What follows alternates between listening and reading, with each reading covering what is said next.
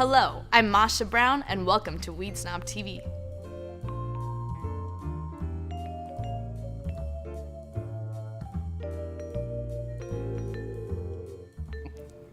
Hello and welcome to this week's episode of WeedSnobTV. I'm your host, Masha Brown, and today we have special guest Chef Ricky returning. Welcome back to the show, Chef. Thank you, Masha. I'm excited to be back with you guys. We're excited to have you. So today we're going to be learning how to use that kief infused butter that we made in last week's episode to make a duxelle, which is a traditional French mushroom and onion tart, as well as a souffle. So before we head to your kitchen, tell a little bit about how cannabis became part of your cooking. Cannabis became part of my cooking. I really just wanted to combine my passion of food and bring it over to something that I love and lots of people love, which is cannabis. I wanted to show people that the traditional way of cooking with cannabis, where you're infusing fresh bud with usually butter, can not only be done with other various kinds of fats, including things like egg yolks and cream, but you can do it without turning your food green and without making your food taste like cannabis, because it can be a very overwhelming flavor. And I want the flavors of the food to really shine through. So I started doing a lot of work trying to get the perfect recipe for it, and then being able to incorporate that into everyday foods, not just things like brownies and cookies. Well, exciting. So let's head to the kitchen and see how this turns out. Okay, so the first thing we're gonna do is show you how to make this pie crust for this mushroom tart. And this is my absolute favorite pie crust. It was shown to me by a friend of mine, Chef Carol, and there are tons of recipes for pie crust out there. This one is very easy, only has a few ingredients, and can be used for sweet or savory. So the first thing we need to do is measure out our flour, and we're gonna use a food processor in order to make this. But I wanna show people at home how to measure flour because it is the #1 mistake when making anything at home. And what we're going to do is grab a smaller device than we need. There's a 1/2 cup measurer, and we're gonna scoop. That's fine for this part. But you're going to hold it directly over the measuring device that you need and shake it into there. And you can see that this 1/2 cup of flour has filled this about 3/4 of the way. So there was more flour in there than we needed. We're gonna continue to do this just until our cup measurer is overflowing. Then we're going to grab something flat like a pastry cutter and scrape that off. And there we have the closest to a weighed cup of flour as we possibly can. And that's gonna go right into our food processor. All right, so we need to add some sugar and salt to our pie crust as well.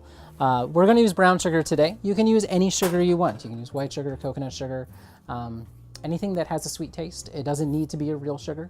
So we have a 1/2 tablespoon of brown sugar that goes in there. 1/4 teaspoon of kosher salt goes into there. And now over to our food processor. We're using the regular metal blade in this today. We're gonna get that going just to mix everything up real quick. And then we're going to pull out our infused butter. But if you watched our kief butter episode, you saw that each of these guys is 4 tablespoons. We're making a 1/2 batch of our pie crust today, which means 8 tablespoons of butter. So we need 2 of these discs. You wanna make sure that your butter is cold. You don't want it frozen, but you do want it cold. Whenever you're making a pie crust, there's 2 things that you want from pie crust. You want tender and you want flaky. In order to get tender, that means you can't work the dough too much, and we'll talk about that one in a second. But in order to get flaky, what you need to achieve is little tiny bits of butter all wrapped up in wet pie dough. And when that butter goes into the hot oven, that butter melts and leaves these little pockets in the pie dough. The additional water in the dough and in the butter turns to steam. It inflates those pockets.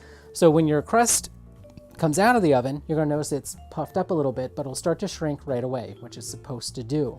So now the food processor is gonna get going. We're gonna pulse this about 5 times for 1 second each. And what we're going for is just to get our butter chunked up and cut up a little bit.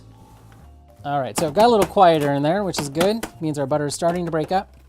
And if we take this off and take a look, we can see we still have some larger chunks in there, which is fine because we still have some more processing to do. We're gonna grab some ice water. So I already have some in our fridge here. This is literally cold water with ice in it. This helps to keep the butter nice and cold so it doesn't break up too much or get warm and melt into our flour before we get it into the oven. And we need a 1/4 cup.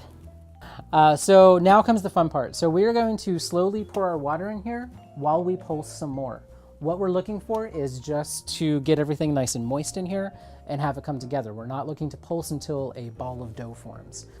So we're gonna pour this out into here. A little secret at home. If you're using a food processor, your finger actually fits in the bottom of that blade so it doesn't fall out when you turn things out.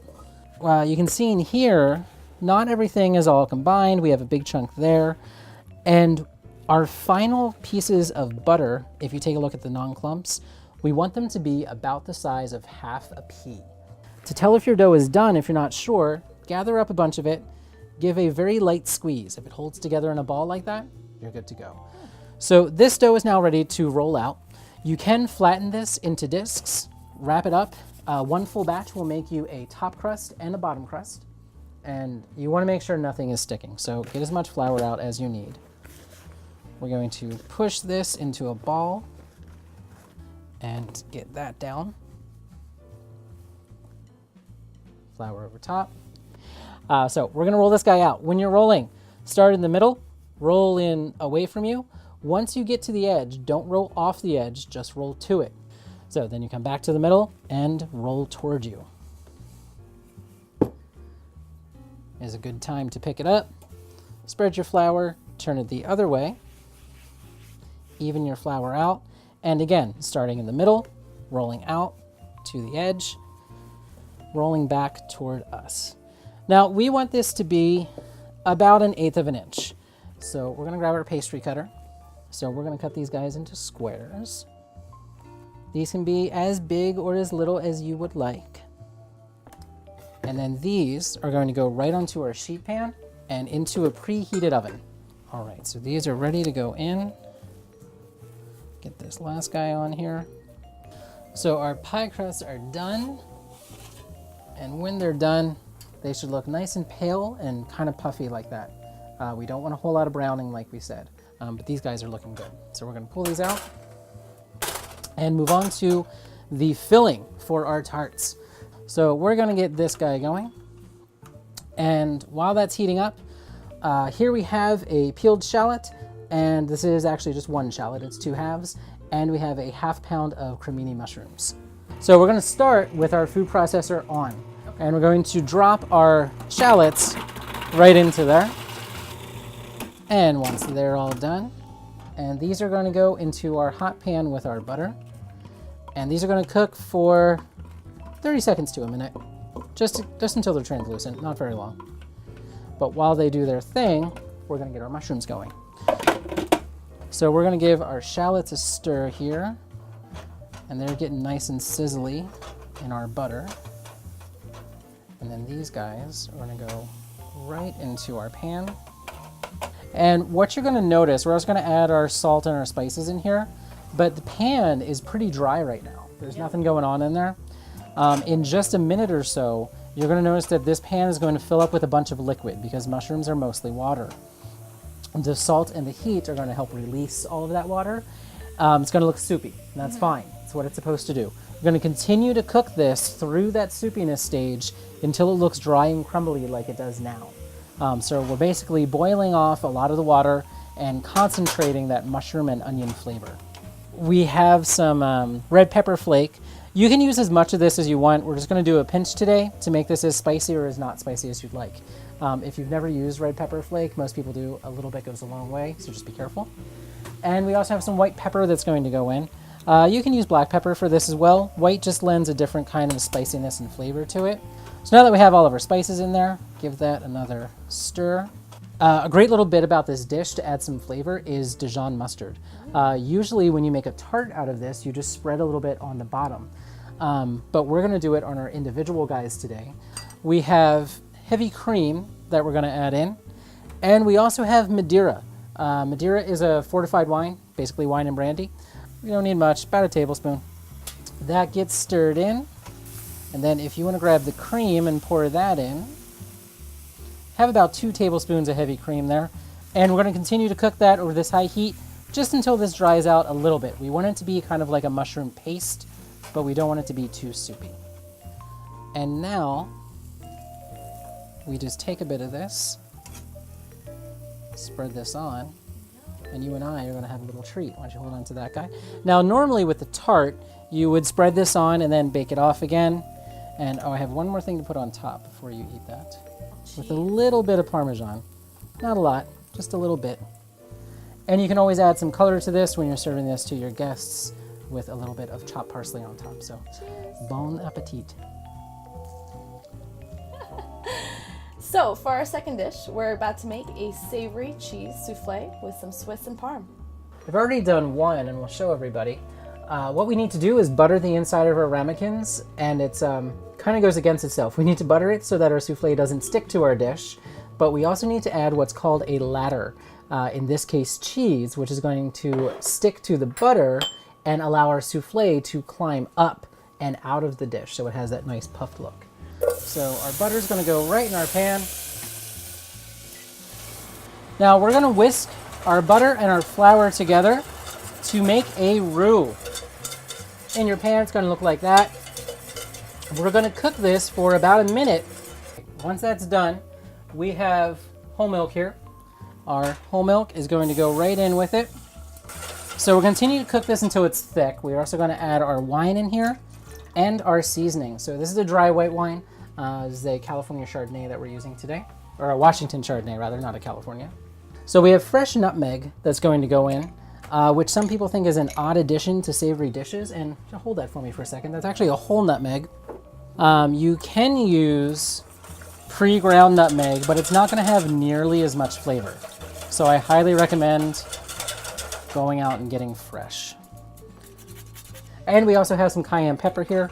We're going to add about 1/8 of a teaspoon of this. It's not very much. This is going to add a little bit of heat to our dish, but mostly lots of flavor. We're going to continue to cook this, stirring over our heat until this continues to thicken up. Now that's really thick. That changed quick. Yeah. Goes 20 seconds. Yeah, it goes very quickly. That's why you don't want to walk away. So we're going to turn our heat off.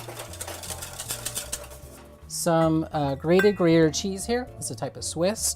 We're going to get 1 1/4 cups of this, and then 1/4 cup of our Parmesan cheese.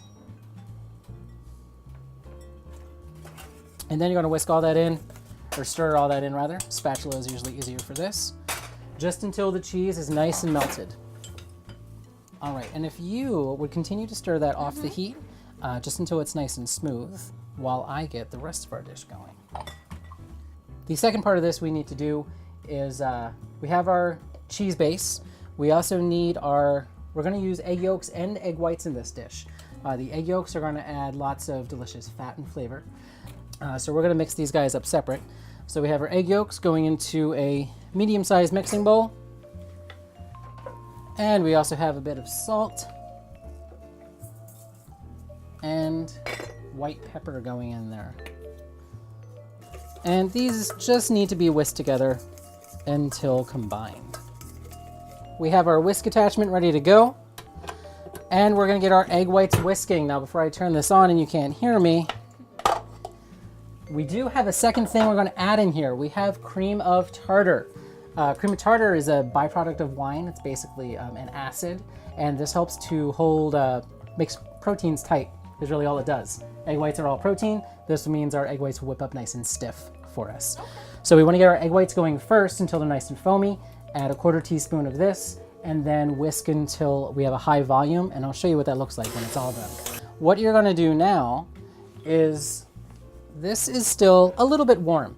We need to get our cheese sauce mixed in with our egg yolks without cooking these guys. If you just dump all of your cheese sauce in there, you'd get little scrambled egg bits, which we don't want. So what we're going to do first, I'm going to have you tilt the pan, and we're going to pour just a little bit of this into here. And we're going to mix that in. It's called tempering. This is to bring the heat of the egg yolks up slowly. And the physical movement plus the addition of just a little bit of the hot product is what helps keep those eggs from scrambling. So these are about the soft peak stage. And soft peak means when you whisk your whip around, pull it up, and then turn it over, your egg whites droop, just like that. It's a soft peak. What we want is to dip that in there, turn it up, and they stand straight up. Looks like we're just about there. Now you can over whip these, so you want to watch them. And if we look, we have stiff peaks, so we are good to go. All right, now comes the fun part. So what we don't want to do is dump all of this into here, because we will destroy all of that beautiful air that we just incorporated into there. So we need to do a process called lightening. We're going to take about a quarter of this, and you're just going to stir that right into there. You don't need to be gentle. You can just stir it in. There's no folding required for this part. We're going to pour all of this into here. You want to go down the middle of your bowl, scrape up the side, and fold it over and give a little turn. So always starting in the middle, up the side, folding it over, hence the term fold. And quickly, it looks like that. So we're going to fill our ramekins, and kind of like when we were measuring our flour for the other recipe, we're going to fill it till it's overflowing, and then we're going to scrape straight across. So the technique that we're going to do before we put these in the oven is called top hatting. So you're going to grab your thumb, and you're going to take your thumb and just go around the very edge. It's called top hatting because it looks like a little top hat when it's done. All right, so these guys are now going to go in the oven, preheated, 400 degrees. Very important, again, that your oven is preheated. About 8 to 12 minutes until they're puffed up and slightly brown on top. All right, so here are our soufflés. They are fragile when they come out. They've got some beautiful brown tops. They're nice and fluffy. Little parsley on top for color. All right, looks like it's the finished product. We've got a souffle to try. Let's dig in. Dig in, here we go.